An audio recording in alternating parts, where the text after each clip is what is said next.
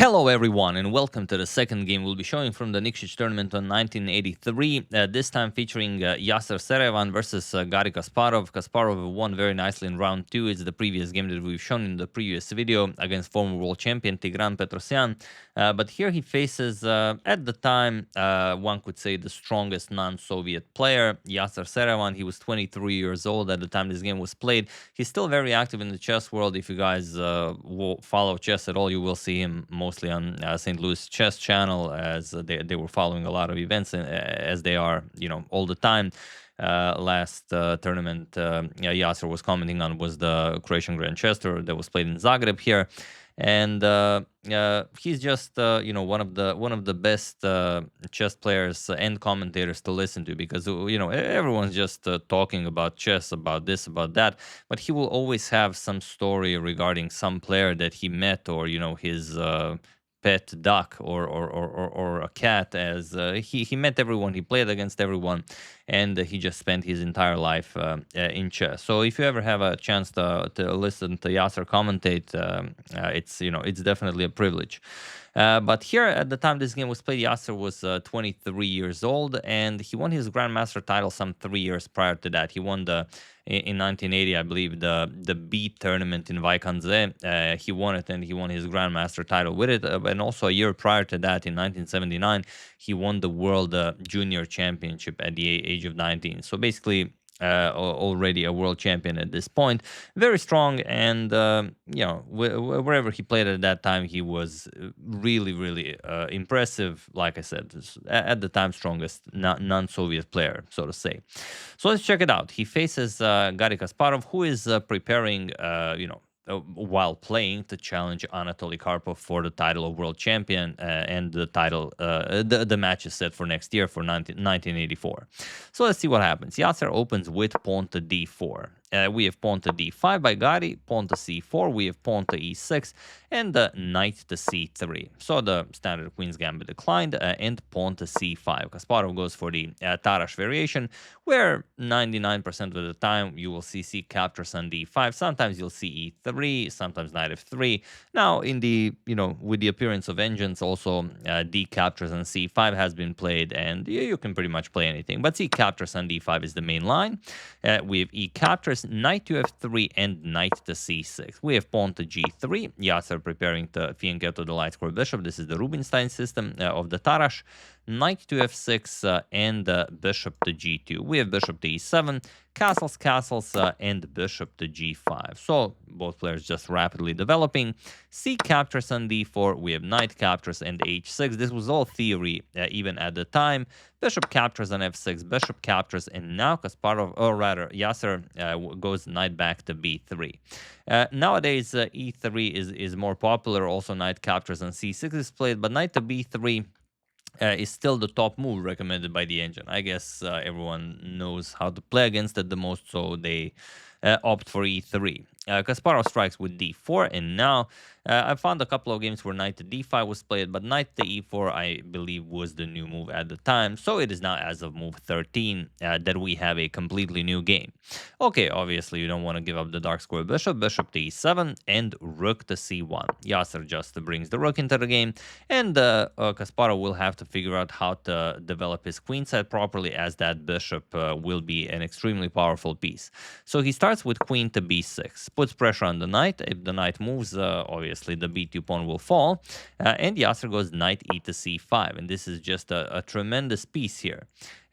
Also, if you go for bishop captures, you will see you could capture with the knight, definitely, but also rook captures, and it's just very nice for white, still putting a lot of pressure on black's queen side. But Kasparov went to rook to d8. He defended the d pawn, and also nicely aligns the rook with the queen.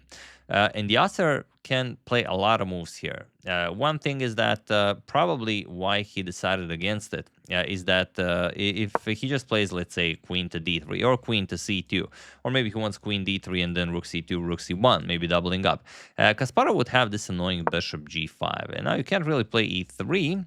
f4 is maybe a bit, opening the position a bit too much. And other than that, you can move the rook. You can play rook c to d1.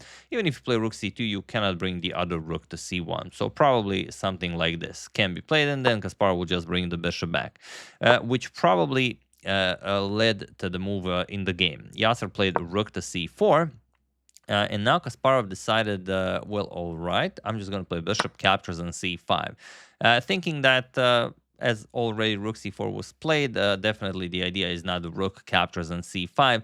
If you play it, then Kasparov just continues development, puts pressure on the knight that's defending the rook. You're going to have to move the rook again. Then Kasparov activates rook a to c8.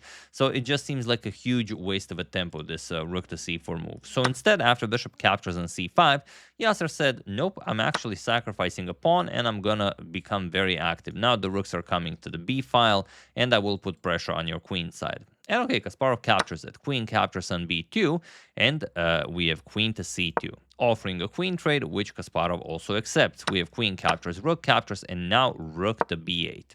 So what can Yasser do? Of course, you have to bring the rook to the b file, and the move that comes to mind immediately is rook to b1, but that would sort of run into bishop to f5. You don't win the exchange right away because you can block the bishop, but after a trade here in knight a5, you really don't have anything to show for your sacrificed pawn. There's really nothing for white here.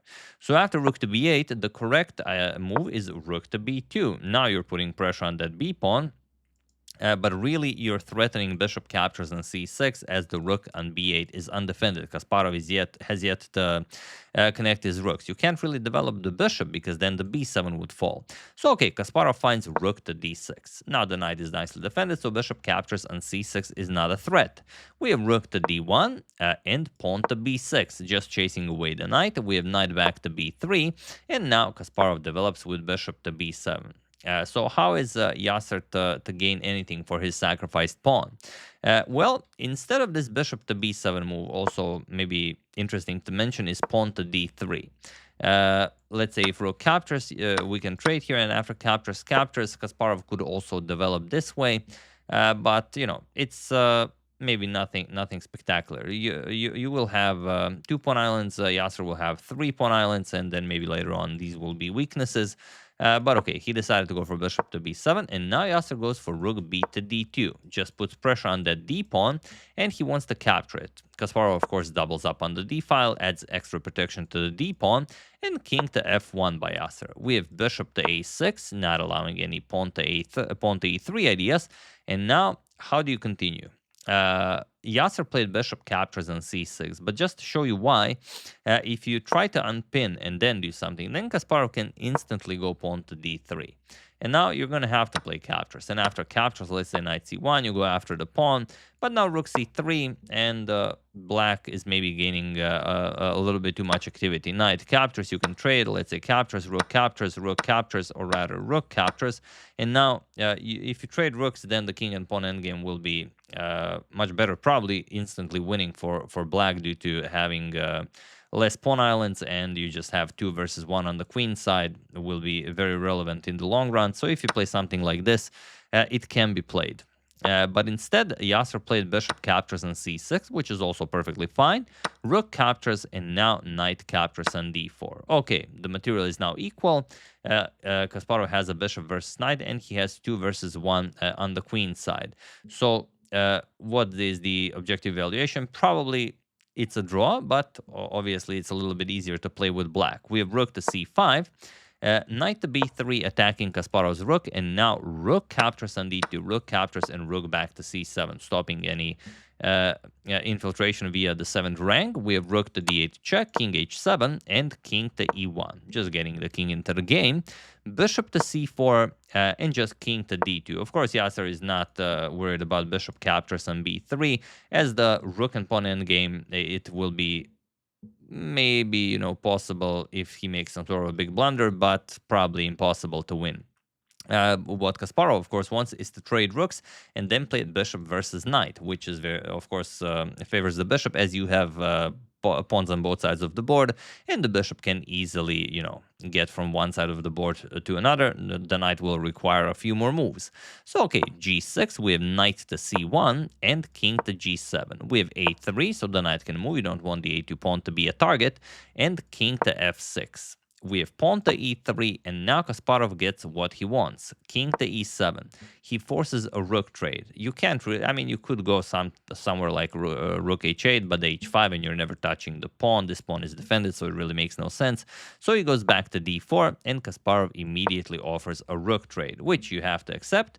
King to c3, and now rook captures on d4. We have king captures and pawn to b5. So okay, knight versus bishop, and you have to activate the knight immediately as the bishop is covering all of these squares. So you have to do it while the king is on d4. Knight to d3, and now Kasparov says he will not even play bishop versus knight. He wants to go into a king and pawn endgame. Captures, captures, and again we reach this position, or rather, better say a king to d6, and we reach this position where only one move does not lose the game for white. And I imagine if I ask you to find the move now, like every single person watching this video would say the exact same thing. You're even thinking it now. So king d4, of course, you get the opposition. And it's the only move that doesn't lose the game. But Yasser didn't play it. Yasser played pawn to e4. He was, I imagine, worried about pawn to f5. And again, we don't have the clock times for these older games, so we don't know the situation on the clocks. Could be that Yasser was below a minute or something. But yeah, king to d4 is a move that holds the game. And then even if Kasparov strikes with f5, you can then play e4.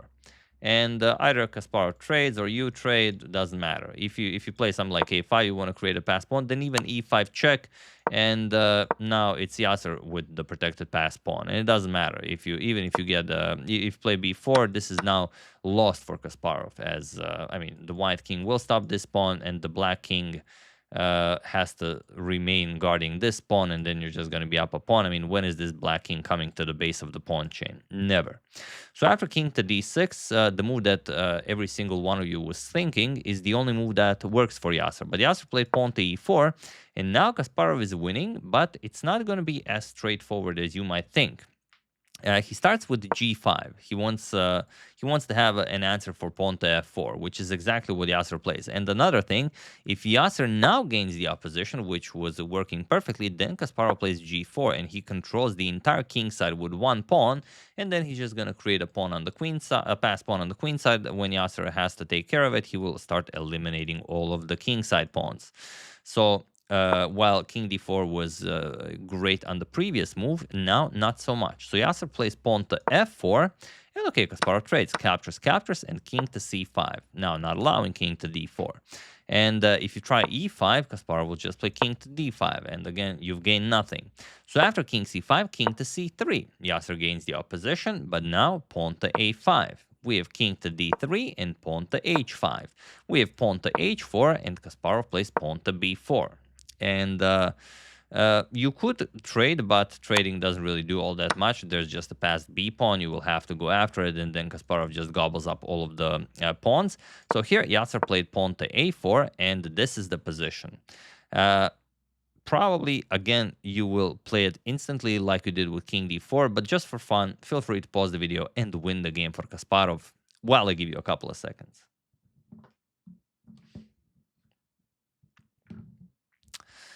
So the only move that wins the game is the move you are advised never to play, and that is pawn to f6. This is what Kasparov played, and the rest is history. But just for fun, as some of you probably thought about pawn to b3, we can show it. It's also a lot of fun. King c3, and okay, now the problem is you cannot go anywhere due to the white king, so you have to push it further. King captures, king to d4, and now after king to b3, yes, you are eliminating all of these pawns, but white will get the passed a pawn. And now after king captures on f4, king b5, you have to move the king to advance the passed f pawn, and after captures pawn to f5, king to b6, f4, a5, f3, a6, f2, a7, and both players will queen, queen, queen, a8, queen, and now king captures on h4. Yes, black is up a pawn, but it will not matter. White will be able to check the black king indefinitely. So that is the reason. f6 on the other hand leaves white without a move, and that's what chess is all about, especially in the endgame. You have to put your opponent in zugzwang. And e5 doesn't work. If e5 you simply trade and go king d5, it's a free pawn, so you know, not really relevant. So Yasser played pawn to f5. Better that than to allow the black king into the game. Kasparov played king to c6, and here you will see a beautiful example of triangulation by Kasparov. So he wants opposition, so he wants the white king on c4 and the black king on c6, for example, or d6 and d4, but for it to be Yasser's move. And the way you accomplish that using triangulation is that you can, let's say, you want this square for your king and you want this square for your opponent's king. You have to have more squares that you can use to reach that than your opponent. So that is how triangulation is done. King c6 with king c4. Yasser gains the opposition, but Kasparov just goes back, king to c7. And the reason he can do that is that if Yasser follows him, then b3, and the b pawn becomes a queen. So Yasser has to go back, king to d3. We have king to d7, and now Kasparov is waiting for him. King d4 will be met with king d6. King c4 will be met with king to c6, and then it's Kasparov who has the opposition. So king to e3. Yasser says, all right, I'm not doing that. King to c6, we have king to d3, and now king to c5, where Yasser is unable to accomplish opposition due to the pawn covering the c3 square. So king e3, and now pawn to b3, where the white king is already on e3. King to d3, and now king to b4. We have pawn to e5, and there is only one move that wins the game, but again, I'm pretty sure it's the first one you thought of. Have at it. While I give you a couple of seconds. The move is, of course, king to a3. This is what Kasparov played, and there is nothing more to be done here. And it was in this position on move 54 that Yasser Seirawan resigned the game, as there is nothing more to be done here. Whatever you do, you also can get a pass pawn. That's not a problem. And also, if some of you maybe thought of pushing the pawn right away, then no, king c2, you stop the pawn, and then white is winning. It doesn't matter. If you capture this pawn, then the f pawn becomes a queen. So after e5, king a3, and now, okay, you can capture, but pawn to b2. If king to c2, you just play king to a2, so it's not a problem. And if f7, b1 comes with check, so white will never get a queen. You move the king, you can gobble up all of the pawns, and that's it. There's really nothing here. So Yasser played a great game. He held Garry to a draw in the opening, in the middle game, in the end game, but not in the entirety of the end game. So that's how strong Yasser was in this game and in every game, and Kasparov had to work really, really hard to take him down. But yeah, that moment where king d4 should have been played, like I said, I know all of you were thinking it. Yasser didn't play it. I guess, situation on the clock. He was fearing f5. He didn't go for it, and that's what cost him the game. So yeah, you have to use absolutely everything. Like I always say, clock is a part of the game, not some random, mechanical device on the side or, digital on your smartphone. It can also be used, and here Kasparov used it, I imagine, very, very well. So yeah, a brilliant win in round 1 against the strongest non-Soviet player of the era, Yasser Seirawan. Hope you guys enjoyed it. If you haven't seen my previous video against former world champion Tigran Petrosyan, do check it out, as we will also cover some other games from this tournament. Like I said, mostly Kasparov's, but you guys are welcome to suggest. I will cover other games as well, and yeah, will be very relevant. So hope you guys are enjoying them. I am enjoying it immensely. I was planning on covering this tournament for a while now, and I was waiting for somewhere where we don't have a lot going on. I thought this is the right moment. So yeah, hope you enjoyed it. I would like to thank Nikola Nenad Stankovic, Eric Vasquez, Thomas Pasternak, Alan Charbano, and Seshadri Subramanian for a contribution to my channel. Thank you a lot. I really appreciate it. As usual, you can check 2 of my previous videos here. Thank you all for watching, and I will see you soon, continuing to check up on your wonderful suggestions and whatever else happens in the chess world. Thank you all. I will see you soon, and have an excellent rest of your day.